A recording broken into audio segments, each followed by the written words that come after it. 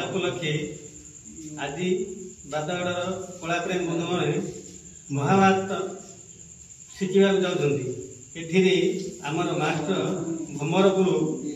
भगवान मास्टर को आनिक बही पूजा कर नाच चालू रही कही वक्तव्य शेष कर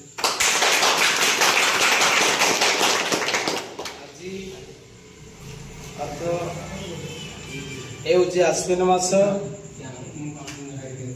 आजिकार दिन में आमर सरगढ़ निकटस्थ बादगड़ ग्राम माँ द्वारेशुणी यात्रा उपलक्षे